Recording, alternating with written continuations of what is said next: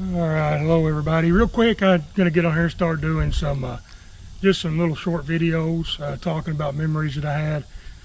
One that's been sticking out, I've been thinking about a lot lately. I mentioned my father had beagles growing up, so we had basically a chain link fence pen divided in about 4 sections in the backyard. And as a kid growing up, we didn't have air conditioner in the house. Just had a box fan in the windows. Blowing air out, and that's one of my earliest memories. Going to sleep every night, that beagle pen was right outside my bedroom window, so the crickets and the beagles is what I fell asleep to every night. We were always rabbit hunting in the wintertime.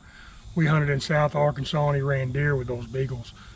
But one of my earliest memories and one of my favorite times hunting growing up involved that beagle pen out in the backyard. And it's not necessarily what you think of. When you think of beagles, you think of rabbits or deer hunting. And we were actually mice hunting. Dad had those automatic feeders in the pen where he'd just pour a bag, fill the feeder up, and the dogs would eat until it was empty. And he'd fill it up again so we'd have to feed them every day. But because of that automatic feeder, what those dogs dropped on the ground under it, it kept the mice all around that pen all the time. So what we would do to mouse hunt, and this was fun, guys. If you hadn't ever done it, and you know where a bunch of mouse are, you may want to go try it, mice and rats.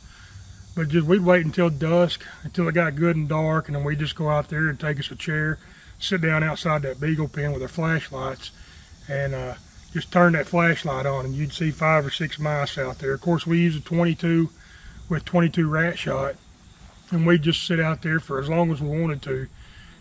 Shooting mice, and you'd shoot one and they'd scurry off and hide. You just turn your flashlight off and sit there for a few minutes, turn it back on, they'd all be out there again.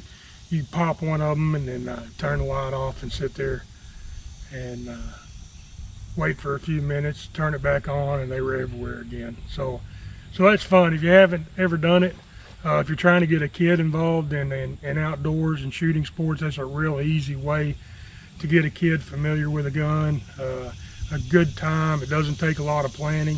Just basically a flashlight, 22 with some rat shot, and a couple of chairs, and you have a good time. Memory that'll stick with that kid for his lifetime. Anyway, guys, we'll talk to you later. You can see the bees are hustling behind me. Hopefully you guys can see them there. It won't be long. I've already been through all these hives except for these 2 tall ones.